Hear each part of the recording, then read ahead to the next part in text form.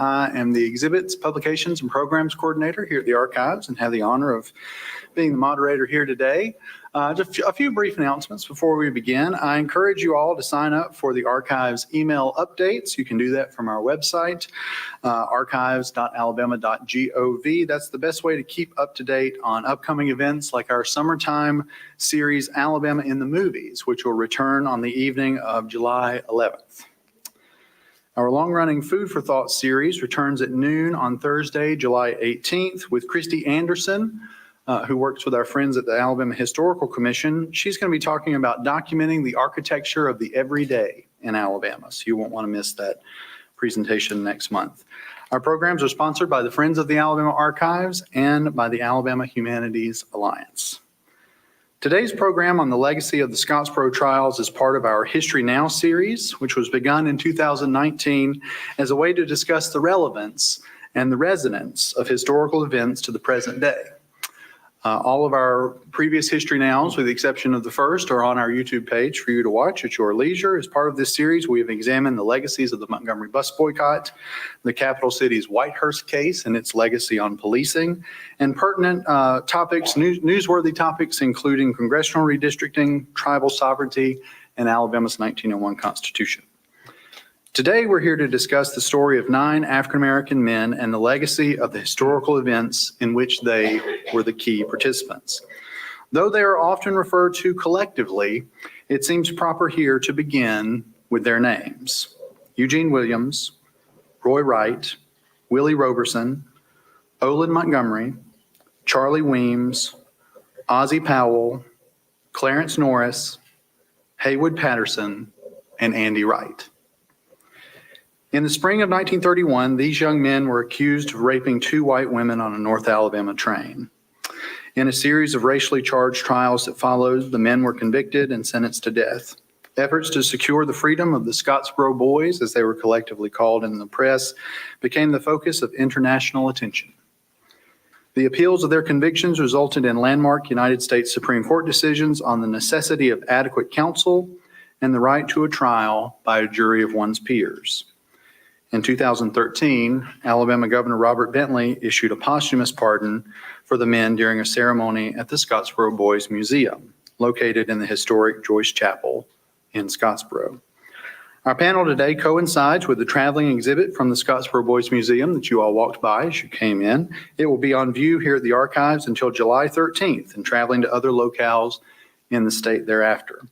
The exhibit, like today's program, is sponsored by the Alabama Humanities Alliance. I encourage you to spend some time with it once we leave today. It is my pleasure to welcome today's panelists, all public history practitioners of the first order from the northern part of the great state of Alabama. Dr. Thomas Reidy is director of the Scottsboro Boys Museum. He's been associated with that entity since 2010. He received his PhD from the University of Alabama and for many years was a lecturer at the University of Alabama in Huntsville. He is the editor of Francis Cabinets Roberts' The Founding of Alabama, Background and Formative Period in the Great Bend and Madison County. Peggy Towns is an award-winning public historian and the author of several books, including Duty Driven, The Plight of North Alabama's African Americans During the Civil War, Scapegoat, The Tommy Lee Hines Story, and Scottsboro Unmasked, Decatur's Story. Copies of those books are available in the museum store.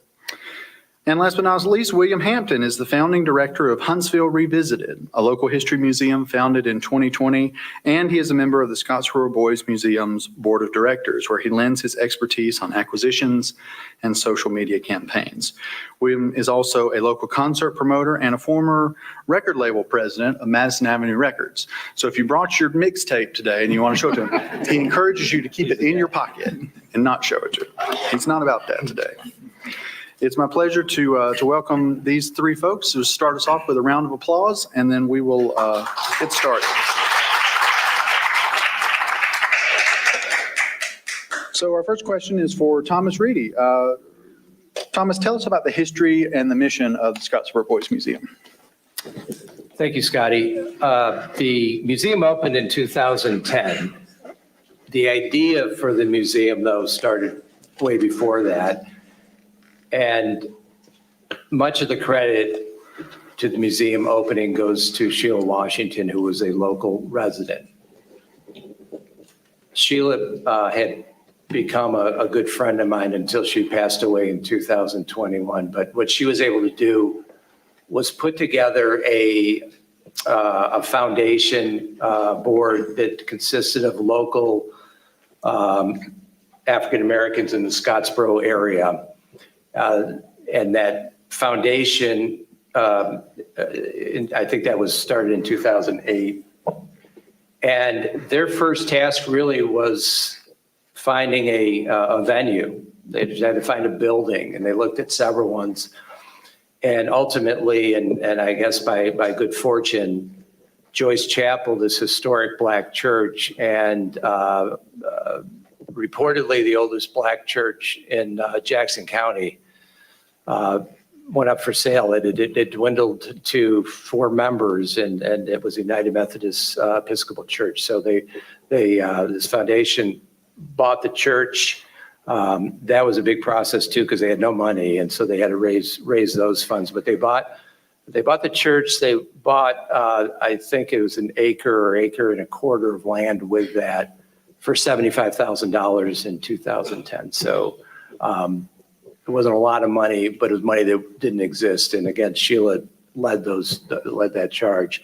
I got involved with the museum in 2011, a year afterwards, with no intention of doing anything other than helping them write a grant, because I was with the University of Alabama, and I was dissertating, and I got an email saying, can anyone run up to Scottsboro, and we need a local history. And that's kind of how I got it.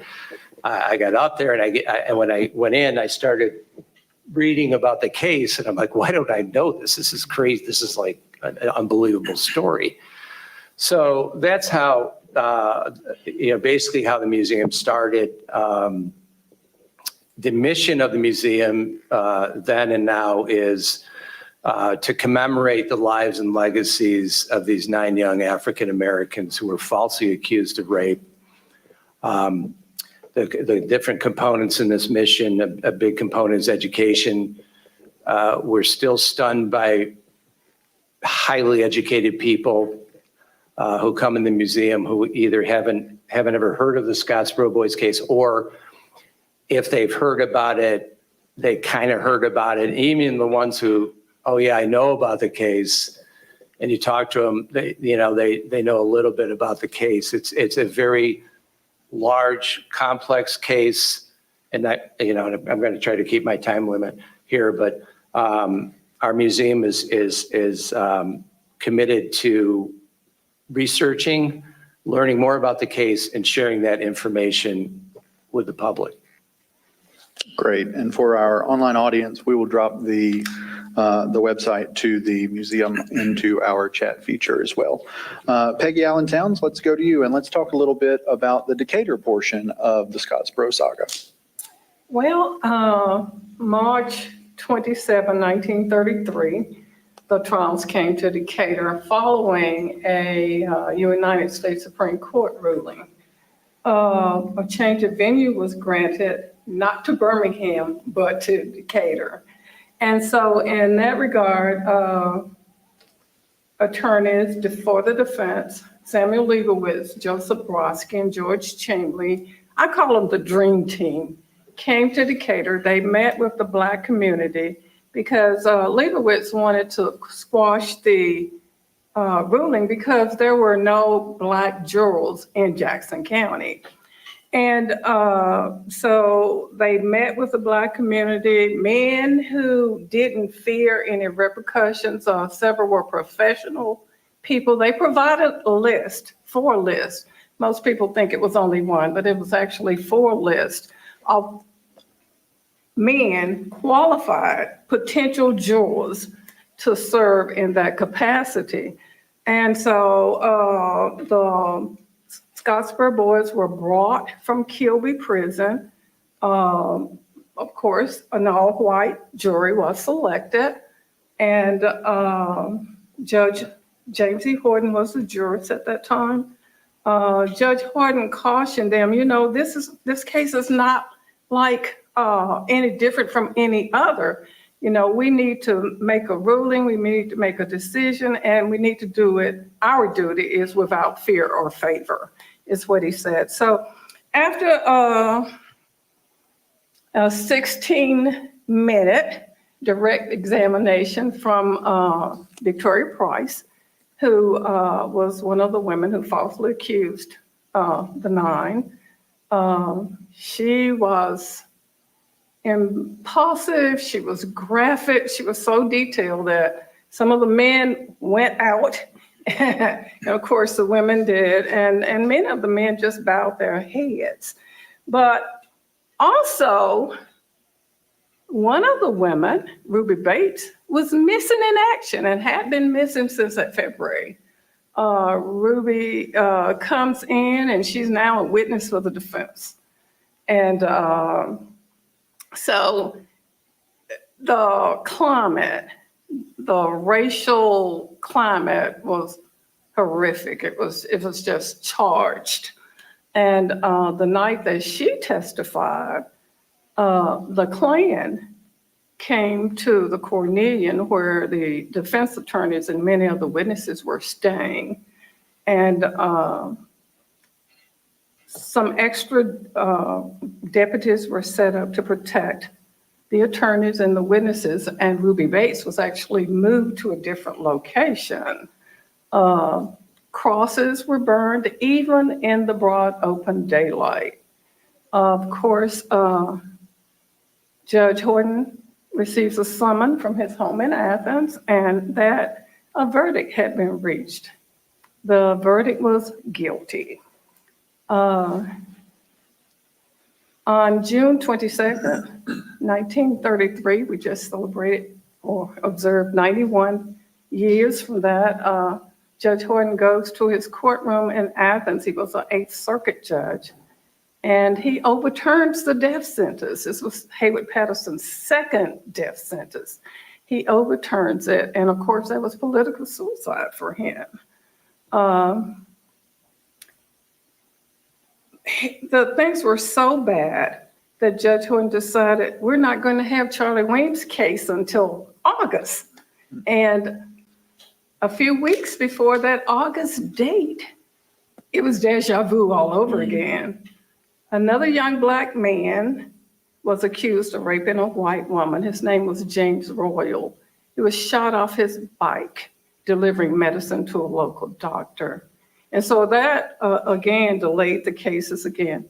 In the meantime, because of Judge Horton's decision, the Alabama Supreme Court removed him from the case and selected Judge Callahan, Judge William Callahan, to hear the case. And Judge Callahan was a known Klansman, and but he actually heard all the cases from 1933 to 1937 that were held in Decatur.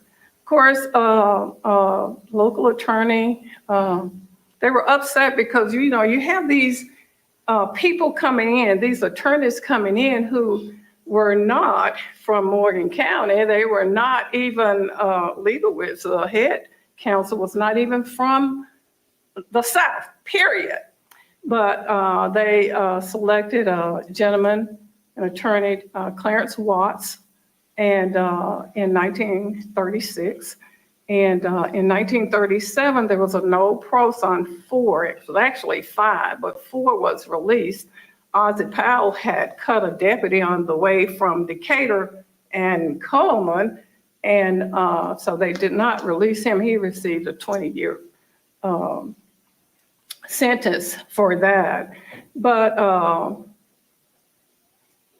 that's our story primarily in Decatur. All of those trials from 1933 to 1937 were held in Decatur. So the legal side of this saga mostly plays out in Decatur. Yes. And in Montgomery, as you'll read on the panels outside. All right, William Hampton, let's talk a little bit first about Huntsville Revisited, about this museum that you started in 2020, and then talk about your role on the board of directors at the Scottsboro Boys Museum. Okay, if I may talk about the role first. My role in Scottsboro at the museum began in 2010 when I met Sheila Washington, the founding director. And a buddy of mine introduced us. And originally, I was just coming over to help out. And the role that I assumed then, acquisitions, whenever I could find Jim Crow era memorabilia, I would bring those to the museum. And so my role now is still acquisitions and our social media presence. I handle those duties. Huntsville Revisited actually began when I was a small child. The concept began when I was in high school. I always wanted to have open a museum in Huntsville, a Huntsville History Museum. But that became a reality on June the 19th, 2020, when I opened my doors right in the shadows of COVID. And I call it the front porch experience. And of course, part of that experience and a part of that front porch shares some of the Scottsboro Boys story, because the two girls were from Huntsville. And so I get a chance to share the Huntsville portion of that. And when I'm sharing that story, I many times refer to it as the tale of four cities, meaning Athens, Decatur, Scottsboro, Huntsville. And then we could also throw in, Chattanooga and other smaller towns. But the main characters were associated with those four cities. So Huntsville Revisited is a museum dedicated to the stories of the common everyday men and women who help build Huntsville and are part of the fabric that make our community in North Alabama special. And I get a chance to do that on a daily basis. I had the good fortune of knowing three of my great-grandparents, and I sat at their footsteps, at their feet, gathering stories, and I have my own experiences as well. But that in a nutshell is Huntsville Revisited. Terrific. Thank you. Thomas, I want to come back to you. The pardons, posthumous pardons that were signed by Governor Bentley, the opening of the Scottsboro Boys Museum, the Broadway play, the off-Broadway play, now this traveling exhibit, all of these things generate, I think, or attempts to generate renewed public interest in this story. The museum's been open for a while now. What are you learning about how people engage with this saga? And has that changed over the last 4 or 5 years? It's a good question, because at the museum, people are coming there because they're interested in this history. And I think the fact that we give them more content now, they appreciate it more, but they've always been very supportive of the people that come, obviously. It's sort of a unique subset of people. I think the large question is, how is the community, the local community, how's the regional, national, and all that engaging? And I feel it has changed. And I don't think I mentioned this, or maybe you had mentioned it. In 2020, we closed the museum in order to do this major redesign of the interior space. And I think a week or two after the museum closed, COVID hit. And then within, I think, 8 months after that, Sheila Washington, who was a director, passed away, along with 2 other board members. Yeah. So we ended up being closed 2.5 years. And we didn't stop working. It's just we didn't have public coming. Sure. And but after that, in November of 2022, we reopened, and it is a completely new museum. We've kept this beautiful African-American church, but now there's reading panels and wall panels, and we have a new interactive digital kiosk. We've got a augmented reality program that we hope to be launching by the end of this year to enhance people's experience. But I guess what I want to say is that between 2010 and February 2023, we had 0 students from Scottsboro visit in a classroom visit, classes. We had 2 classes from Jackson County in that period. And, so we're talking about maybe 60 students in 12 years. Since we reopened, now all the Scottsboro schools are participating. They're coming to the museum. They're bringing classrooms. I think that's huge, and that was a major thrust of ours is to get out to the school superintendents and get out to the principals and say, look, this is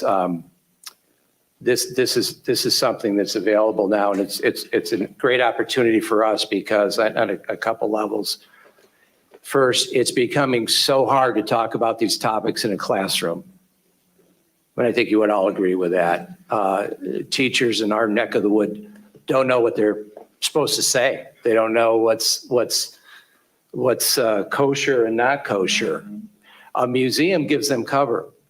So if they, the topics that we talk about, and they're broad topics, it's not just race. We talk about, communism in the U.S., gender relations through time, the legal process.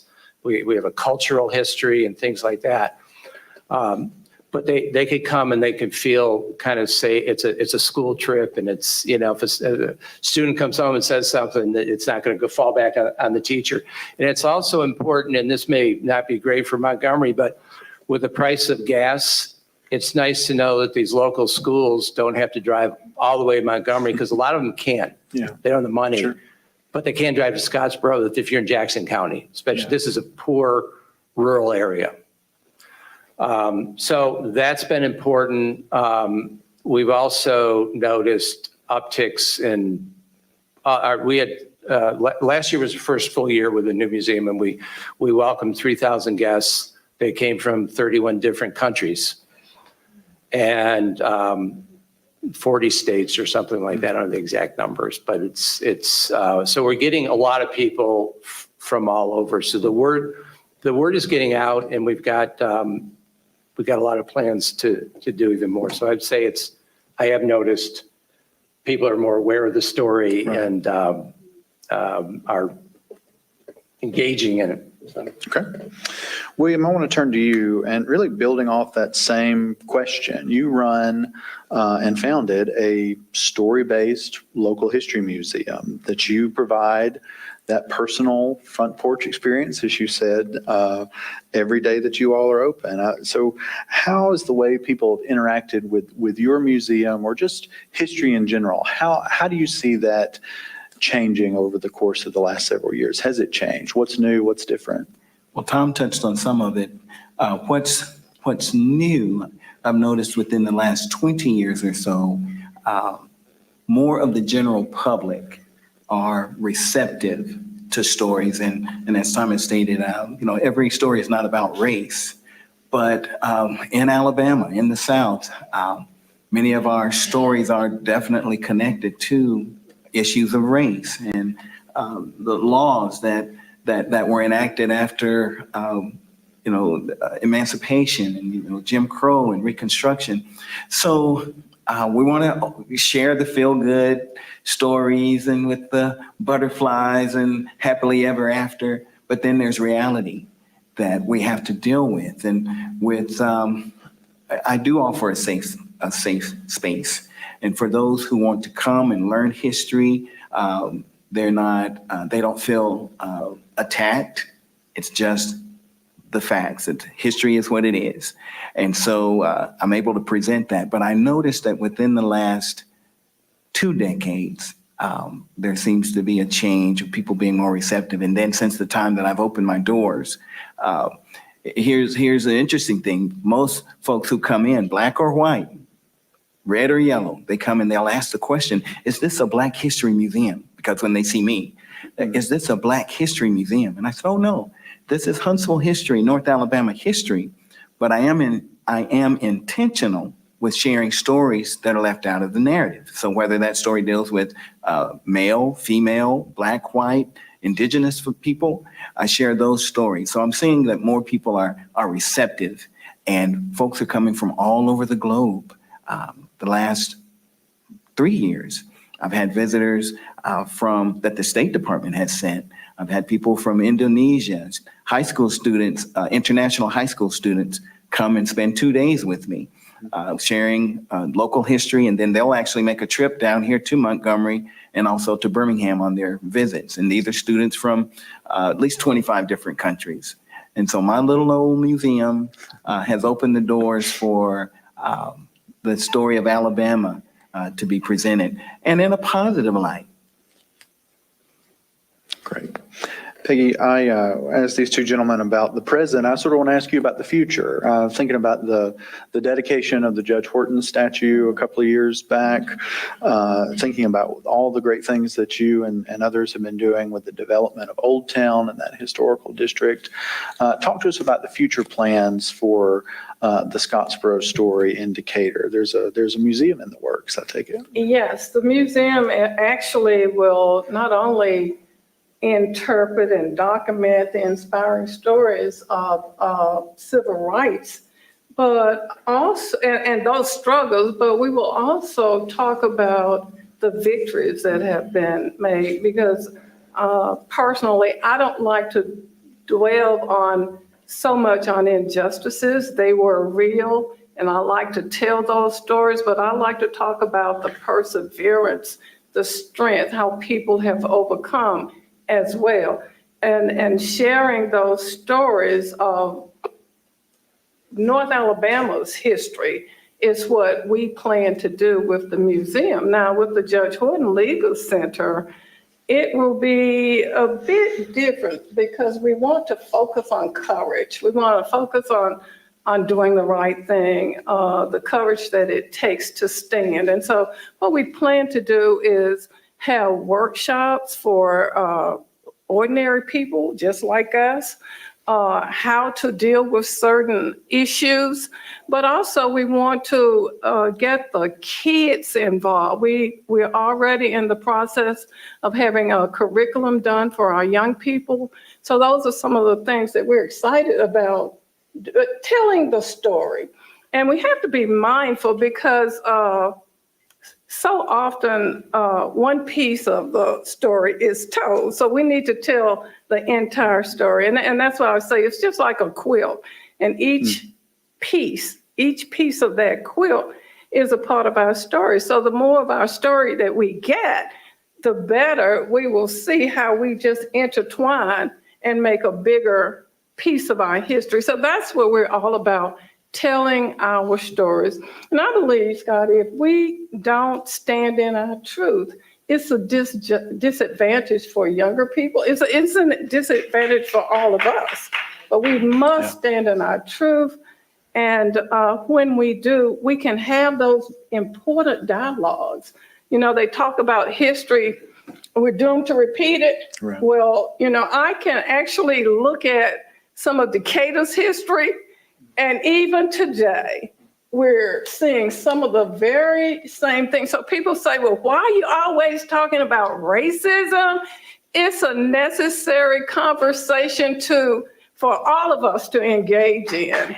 And until we do, we will continue to have the same things that are happening today. You talked about you talked to them about the interest. Sure. I think when we see so much injustice going on now, then it gives us a heightened interest on civil rights, period. Mm-hmm. And people want to know. Yeah. They want to know our stories. Yeah. That's well put. Thank you, Peggy. Actually, Peggy, we're going to stay with you, and you all, the three of you, you know this story well. We have a very learned audience here at the Department of Archives and History. I like to think that they know sort of the particulars of this story as well, and if they don't, there's an exhibit conveniently located right outside for you. But what are some of the lesser known stories, the lesser known aspects of this Scottsboro trials, or just the saga in general that resonate with you? So, Peggy, we'll start with you. So I noticed some things so I wouldn't forget. So I think the impact that the trials had on the Black people don't realize the fear, the the hysteria that families actually went through. They don't recognize the danger that people did. The sites, they don't look at, and you mentioned it, William, how the cities intertwine from Scottsboro to Stevenson to, actually from Chattanooga to Stevenson to Scottsboro to Paint Rock to Huntsville to Decatur, here to Montgomery, you know, so a lot of cities are involved. I spoke to a group in Gaston. They had no idea that they played a role in protecting those young men. The bravery of so many people, the attorneys, sheriffs who actually had the Alabama National Guard to come in and protect these young men, the judges, the community in Decatur, the Old Town community, they testified that yes, Blacks are qualified. Most of them had 2 or 3 degrees. We're qualified to serve on juries, but we've not been called. We've not ever seen anybody called. And 10 fearless men from Jackson County were not subpoenaed. They came to testify as well. So the courage that people exemplified during this time, those mothers who went, think about it. And this is what I think. We have to look at the historical context. This is segregation South, and it's the Depression. Yeah. Think about it. It's 1931, 1932, 1933 to 37. And these young men were in jail all that time. And these mothers, they went all over the world in support of their sons. And Beatrice Maddox, it took a lot of courage for her to say, they're lying. There's nobody named Calabrocha in Chattanooga. Yeah. That took courage. These people stood up in what they call, one of the prosecutors said, Southern white womanhood is at stake. But these people stood up. So that took a lot of courage. And another thing, the Welch Act, many people don't know or don't even talk about. When the second Supreme Court ruling was done, Alabama had to come back and refill its jury boxes with the names of Blacks through the Welch Act. Yeah. So those are some things that I think that people just aren't really aware of in this whole dynamics. Okay, great. William, same question. Peggy actually touched on everything I was going to say, but I just second what she said. Okay. All right, Thomas, go ahead. 3 things come to mind. The first is it's easy to talk about the judges and the lawyers and the newspaper men and the this and that, but at the end of the day, it was a story of 9 young Black men who were falsely accused and had their lives ruined. The number one thing that needs to be known, and I would say number one with no second place, is we need to know more about the 9 defendants. And what we do know, a lot of it's wrong. A lot of it is incomplete. I've been talking at that museum since I started, and I always made the statement that the 4 in Chattanooga, 4 were from Chattanooga and 5 were from Georgia at the time that they were arrested. That they were just poor kids and they were trying to whatever, but they actually had 3 of them had criminal records. Haywood Patterson's brother, Steamboat, his name was, ran liquor for a notorious bootlegger. And this isn't in any way denigrating these young men, okay? They had no money. They had no education. They had no options. So we need to know, and the 4 in Chattanooga did all know each other and they hung together. And that's why they ended up I mean, it's sorry, but we do need to know that context, as we need to know the context of Victoria and Ruby more. We know a little bit more about them. They worked in the mills, and there's been a lot of scholarly research in mills. So I would say that's number one. Number two, the Scottsboro case is a voting rights case. And I say that because everyone acknowledges that, or it's plain to see that these young men had to face, they weren't facing a jury of their peers, they were facing an all-white hostile jury, a jury that frankly couldn't do anything other than what it did, or they would have been hunted down, okay? How do you get on a jury? You have to register to vote. So one of the facts, in Decatur's a unique situation because in Decatur you actually had a professional and middle-class Black community back then. Scottsboro was very different. Jackson County was very different. And first of all, it had a very small Black population, but in ways it's more typical of other communities where African Americans have been systematically excluded from the professions. So, we need to think about that in this election year, why it's so important to vote. It's not just that you can have a say in the future, but it makes you eligible, right? It still does, to serve on a jury. And the final thing is that, and this is sort of a macro view, the case had this enormous impact on geopolitics. The Scottsboro Boys initially were represented by the International Labor Defense, which was an arm of the Communist Party. Because of that association, the Soviets, I guess I'll say, the Communist Party, both in America, but even more Communist International, or Comintern, use the case as a propaganda tool in order to advance the cause of this workers' paradise. It wasn't just that this fell out of this idea of like, oh, here's Scottsboro, let's go into Alabama and let's go try to recruit communists in the Black Belt. It was actually part of an intentional plan that Moscow had to come in and create field offices and recruit both Blacks and whites, but economically poor people to join the Communist Party. There's been really good scholarly research on that. There needs to be a lot more, though, on that topic. So I would say those three. Okay.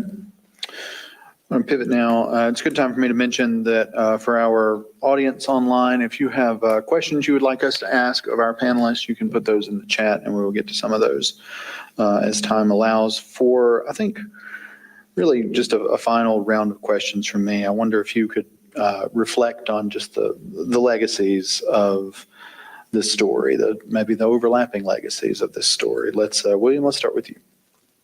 When we look at the American South, during the Jim Crow era, all the way up to present times.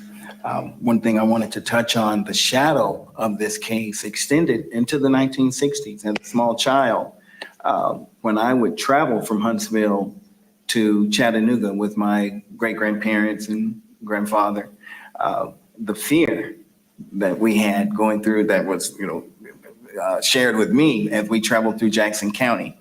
I was 17 years old when I took my first trip out of town alone from Huntsville, and all of the older men in my family said, fill up and don't stop in Scottsboro. Mm-hmm. And that was 1976. The shadow of this case still hovered over, our area at that time. So legacies, you look at how men and women, and primarily Black and white, came together, and the courage, Peggy touched on the courage that it took for the white people to do the right thing.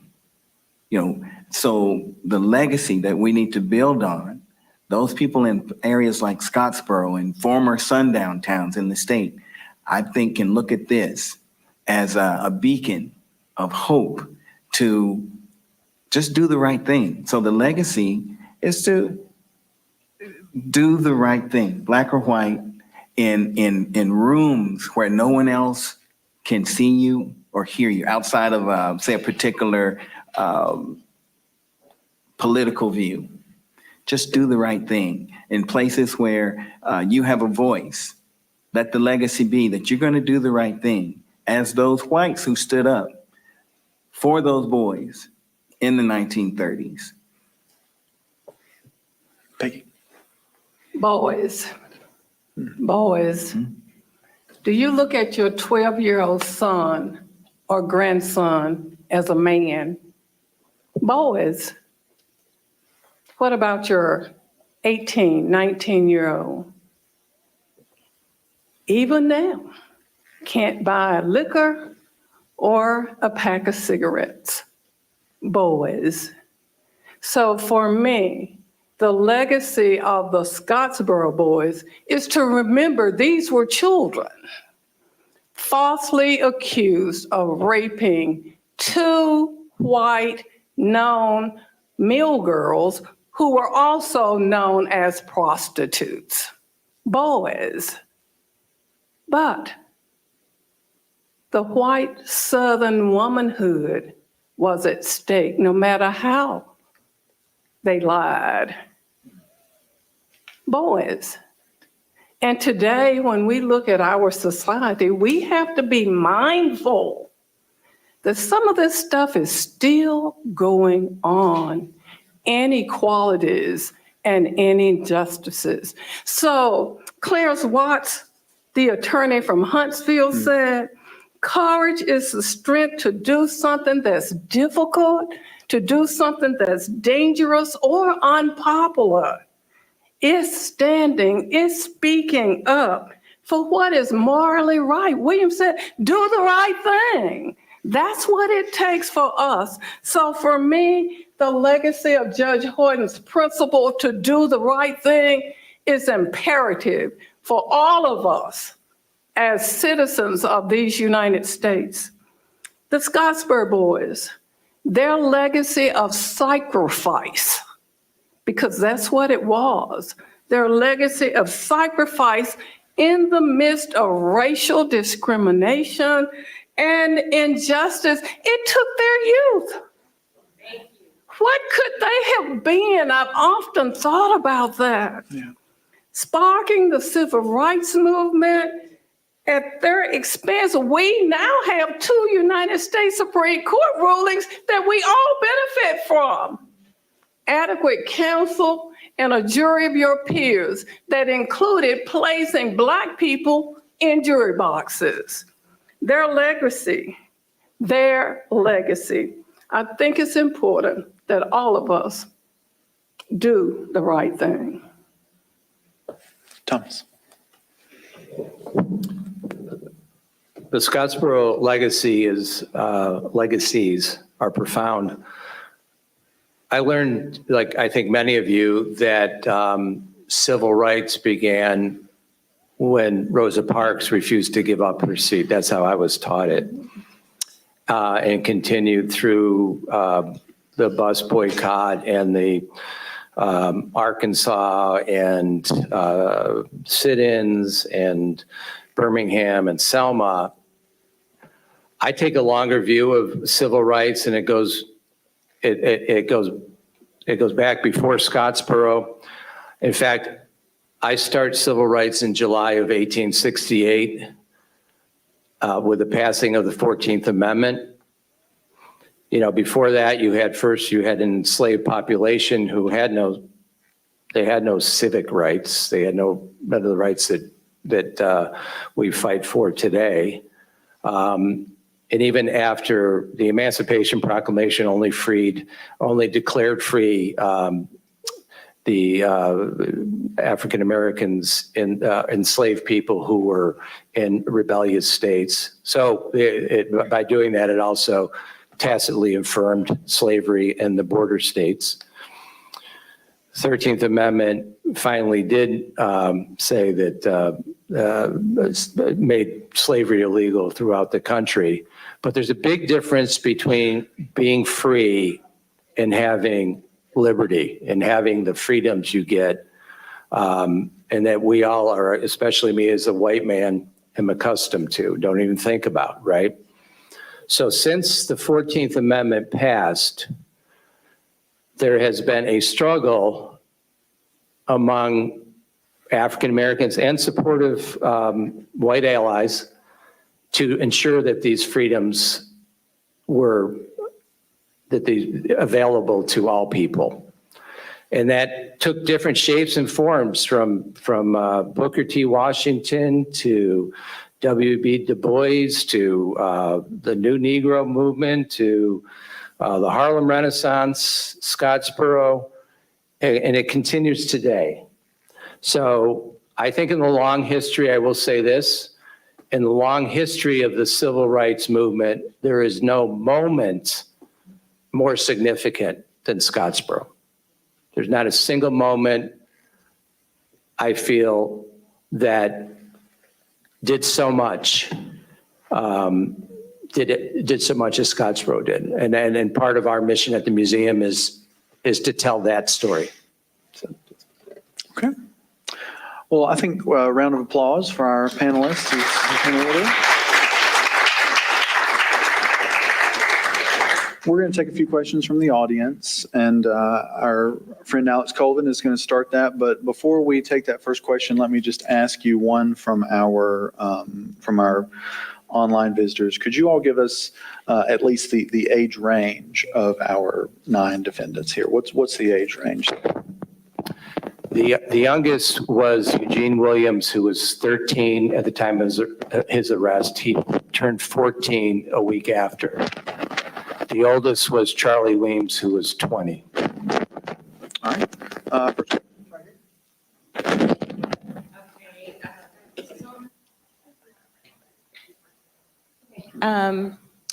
I'm going to tell a little bit of my age here, but I used to work with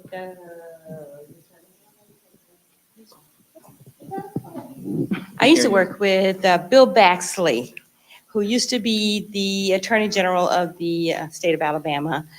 At that time, when I was there, I was a student intern, so I was really young. Yeah. At that time, we worked on a Scottsboro case. Clarence Norris. And I believe it was Clarence Norris that Bill Baxley worked on his case to release him from prison. So Pardon. Yeah. So I want to ask you guys, did you talk to Bill Baxley at all about the cases that he worked on? I have not. Yes, I talked to him. I talked to Donald Watkins, who sent me the whole file. And this was in 2013, probably 2012. And we were in the process. Can I tell the story real quick? Sheila Washington, who I mentioned before, who started the museum, one of her dreams, besides opening the museum, was to pardon the Scottsboro Boys, because only Clarence had gotten that pardon in a lifetime. So he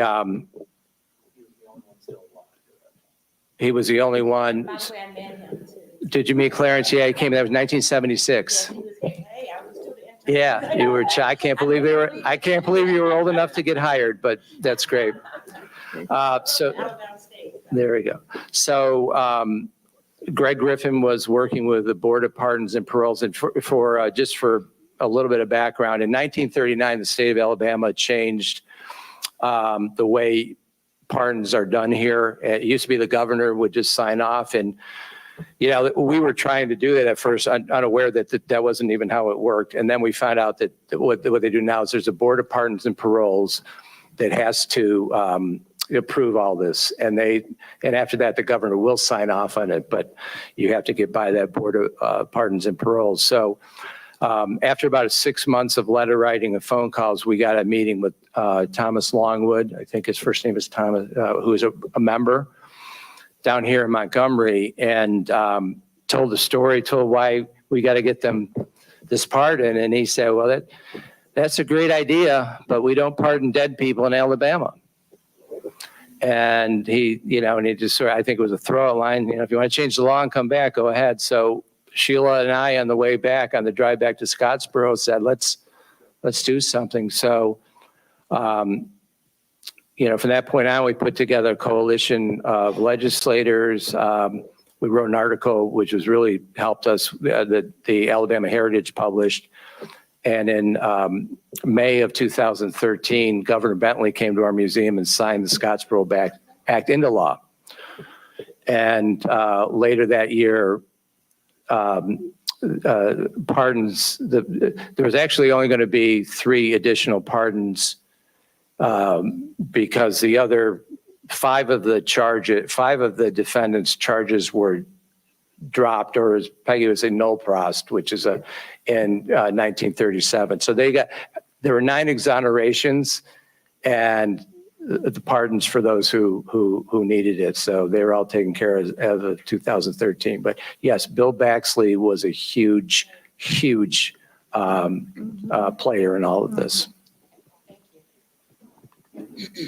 Hi, I'll try to be very brief. How do we engage young people with the Get Out to Vote, GOTV, Get Out to Vote, when we talk about being disenfranchised and they feel like, why should I vote? My vote doesn't matter, to get on a jury. Just like you said, there were men who were eligible to vote in Decatur County and they weren't selected. So what good is a rule if it's not enforced? What good is the right to vote or the right to something? Because we talk about the amendments and all of the dates and all of the laws that were passed, and that's fine and dandy. But if they're not enforced, what good is the law but the words on a piece of paper if it does not serve the poor and the brown and the disenfranchised? What good is any of that if we are so embarrassed that we don't talk about the history to encourage our young people to vote, that maybe one day there will be hope that your vote will matter because you will be able to sit on a jury of your peers and be able to make judgments on the future of the convicted. How do we engage the young people? And when you say we are qualified, but we're still not selected, there is a law, but it doesn't apply. How do we do that as mothers and grandmothers? Because I have a 12-year-old grandson, and I can imagine my honors student grandson being falsely accused and being drug out, and me feeling I'm doing the right thing, and this is the law, but the law doesn't apply to me because I'm property. I'm still seen as property because we still are suffering the psychological drama of the slaves and in slavery. So it doesn't matter if I'm free, if the door is open and there's no lock on the door, but I'm afraid to walk out of it. So how do we ignite our young people with the stories to say, move forward, and it will be okay one day? When you see in the media and everything, it's like fashion. Remember those old bell bottoms that were out of style, but then they come back? History does that. It comes back and it repeats itself. And for people that look like me and my children and my descendants, it doesn't look good. I think it's important that we continue to have that conversation with our children. And our conversation didn't just start. Our conversations have always been since emancipation. Yes, we have had those conversations, different times, but the conversations, you don't stop in sundown towns, you go on. You be polite to the police, you say, yes, sir. We have to still have those conversations, but as well, we need to let them know that there is power in their vote. You can't just register and stay at home. And then you need to get up and attend some of these council meetings. You have to contact I worked for a congressman, and my thing all the time, you need to contact your congressperson. Once he gets in that office, now they don't act like it now. Oh, I'm sorry. But once they get in that office, they represent all the people in their congressional district. So they need to learn how to letter write, campaign, go to the office, do all of those things. But also, you reminded me of something. Even though with the legislation passed that included blacks and jurors, it was 1966 before women could even sit on juries. But we need to remind them that they need to continue. They need to press on. They need to move forward in every single thing they do. And we need to stop telling these children that they're the future, because they're not. They're the present. And until we actually move forward, you got to tell them. Do you know in some counties, an election is won by one vote? That could be their vote. So we have to keep telling those stories. And if we have to carry them by the hand and carry them to the pole and say, look, this is how you do it, we need to educate them. We need to set an example for our young people. William, I put you in this position once already. I'm going to give you the chance to say something after Peggy. I'll give you a chance to say anything else to respond to that question as well. The old folks used to say, keep on keeping on. So sister, just be encouraged. And we will never have 100%. We can shoot for that goal, but even if it's just one who will take heed, register to vote, and then take their little behinds down to the poll and cast that vote. And like a ripple on a pond, then they'll have an effect on others. So just be encouraged. That's what I tell I'm telling each of you. Just be encouraged. Continue to share our message with the young folks. Vote. We'll get politicians in office who won't do the right thing. Don't be discouraged. And we've mentioned a few times before, when we're in those private meetings and private spots, just do the right thing. Do the right thing. And so one person, one vote can make a difference. Another question here. I want to refocus a bit on the museum itself. I'm not clear on the kinds of documentation you use to tell the actual story of the Scottsboro Boys case, because it's important from so many manifestations. I'm wondering if you're only relying on your personal narratives, or have you been able to acquire oral histories of some of the major participants or their descendants? For example, those who did the women who were the girls who were the accusers or their families, the jurors or the judge. What do you have? What makes your museum unique for anyone, particularly those who are not lawyers, to understand the actual story of what happened? Right. So you want for the Scottsboro Museum? You want me to answer it? Yes, Okay. absolutely. It's a really good question, because what happened when we were doing working on those posthumous pardons is a story was picked up by the AP, and, it was on NBC News, so it got publicized, and we started getting calls from family members. And now we have really good relationships with Clarence Norris's family. Peggy Parks Miller, who I saw in Decatur this weekend, is a grandniece of Peggy Parks Miller, or of Clarence Norris. And Clarence Norris Jr. has, we've gotten to know him. So the museum itself, so there's this engagement that we're working on with all parties at all times. Think of the museum as an organic thing, not as something that's just, okay, here it is. You think about it, we're commemorating the lives of 9 young African Americans who spent a lot of time in jail, and in most cases died before they were 50. So, and had no money and left nothing. So there's not a lot of material stuff. We have stuff from courtroom, like we have a bench from a jail, we have chairs and from courtrooms, but there's not a lot of material. So it's all content. So where do we get the content? So the content comes from prior scholarship and from primary sources, going back and reading the newspapers from the time and what they were saying about this, looking at letters that were passed back and forth between members of the, one of the defendants and their families, let's say, or the defendants and their families. There's some archival research too. There are several good sources for the Scottsboro Boys, the Schomburg Center in New York City, is particularly good.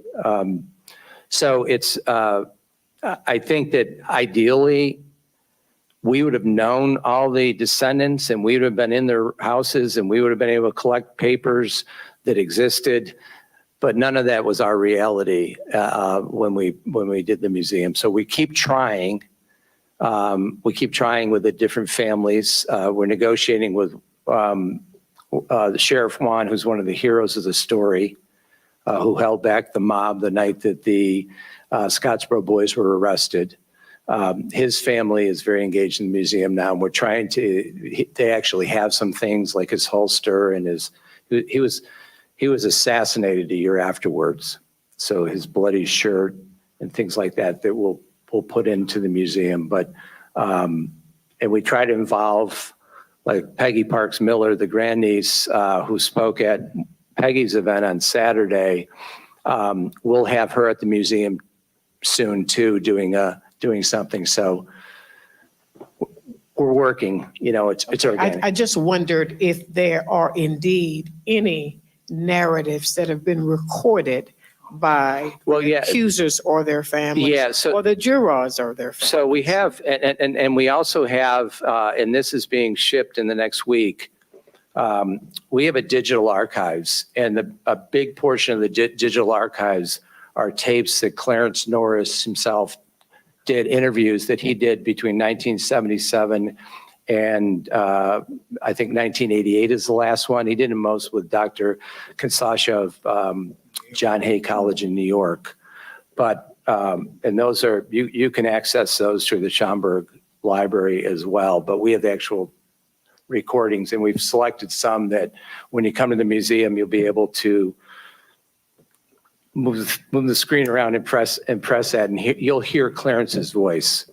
So unfortunately, he's the only one though. He was the only one that we have any interviews of it. Yeah. And since the trials, have the cities involved, Scottsboro, Decatur, of the four principal cities, taken any official action to embrace or separate from, distance themselves from this history? This is a tale of two cities. I'll let you go first.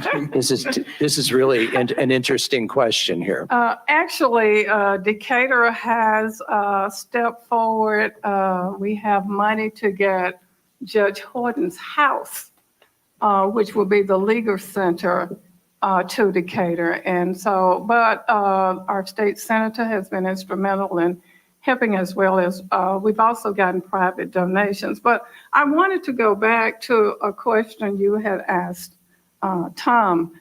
I wrote a book about the Scottsboro Boys. My dad actually lived in Stevenson in Jackson County when the boys were arrested. And he told, I always heard the story about how the sheriff and the posses came and knocked doors down, because these two women had said initially that there were 6 men, 12 men, 6 on her and 6 on her. So I had that story. My grandmother went to the trials. So we had those stories. While I decided to write the book, I spoke to Dr. Sherrill's daughter, who told me about a young man who had been lynched while delivering medicine to her father. She's 102. She was born in 1922. In April, she turned 102. So I had that story, and I couldn't wait to get to the archives to find the news. She didn't know his name. She didn't know anything about me. He just got shot off his bicycle while bringing Papa medicine. So I couldn't wait to get to the archives. I found his name. Actually, his dirt is at the Equal Justice Museum, James Royal. But also, just a few weeks ago, Mrs. Yao from Birmingham attended a Winnie Parker event.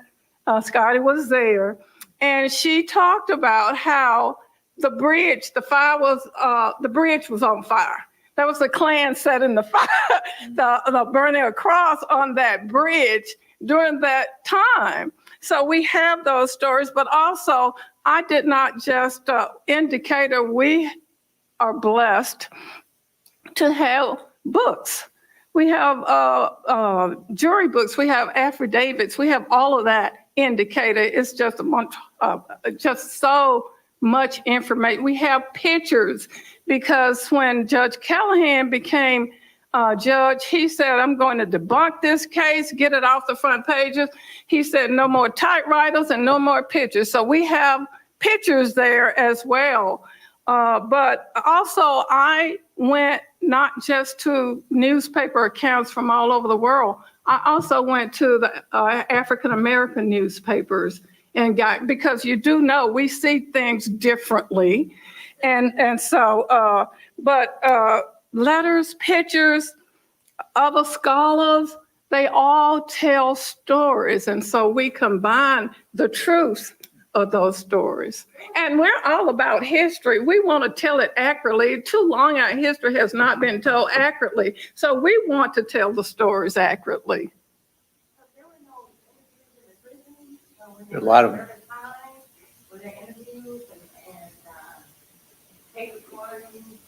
Yeah, those exist. I'm trying to remember where you could see those, but they did a psychological profile. The James Goodman book, if you buy that, it's Stories of Scottsboro. He uses those a lot. I'm not sure. I think I'm not sure if Dan Carter used them or not. I don't remember, but James Goodman used them. So those were interviews. I mean, we have a recording of them, though. That was they were being asked questions, and the psychologist was writing the notes. Finish the thought there about the Tale of Two Cities, Tom, if you want Oh. to close this out.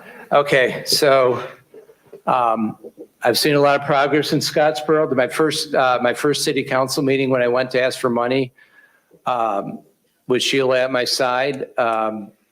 The group in front of me was the Catfish Festival, and they wanted $5,000, and but nobody from the Catfish Festival showed up.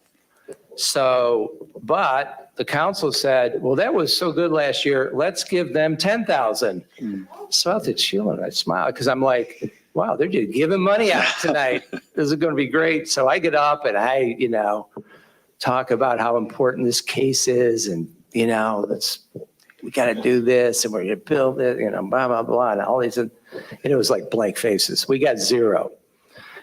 We got no money from Scottsboro, and I'm not doing this to badmouth Scottsboro because they've got their own, but they've got priorities and things they need to do too. But they're starting to. We got a $10,000 check this year. Last year they helped, they provided gravel for the new pavement or the new parking lot we have. I think we still have supporters, but there's a lot of people in the community. I would say in 2010, virtually no one wanted this museum in Scottsboro because they consider it a bad thing. Why bring this up? Let the dead dog lie, as Sheila would often say. Now they understand that that's the story. First of all, it's not going away, and they look at Germany's model. If Germany, the fastest growing industry in Germany is Holocaust tourism, and they figured out that by coming together, and acknowledging this bad thing happened and using it as a way to move forward, then you're creating this new shared memory. And is that a bad thing if it's about money? You're doing this to me. It's true. It's true. Well, if it's money, I'll tell you, don't run for free. Museums do not run for free. It's a bad thing when it's the only thing. You're right. I don't think anybody who has ever gone through our museum would say, you're just doing this for the money, though. Well, from tiny acorns grow big trees, I think, and that's the way Sheila Washington envisioned it for a lot of progress since then. Where there was a question over here? Do you know where all the graves are? Do you know where the graves are is the question. The graves of the Not all. 9 men? I think we know we're about, I think it's at 6 now that we've uncovered. Andy and Roy are in Chattanooga. They're in Scotty, if I may add one more Haywood's thing. in Detroit. In Detroit. If I may add one more thing Absolutely. about the Tale of Two Cities. Sheila had shared with me in 2010 that robed Klansmen came by to intimidate her. And stated that it would not stand. That's 2010. So 14 years removed from that, Yeah. the city is being a little more receptive. Yeah. But I remember those early days, ma'am.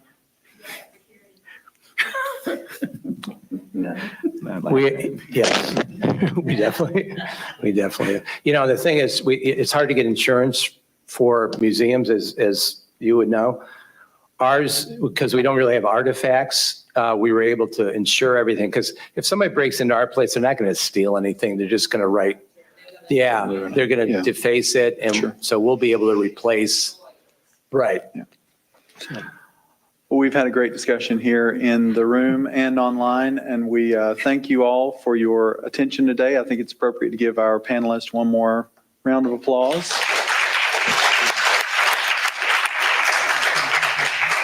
And as I said, if this is your first time watching one of our programs online, you can find this and many others on our social media pages. I'd like to thank you all for your attention today and look forward to seeing you all on July 18th when we're back in this room for our regular Food for Thought series. Thank you all. Be well.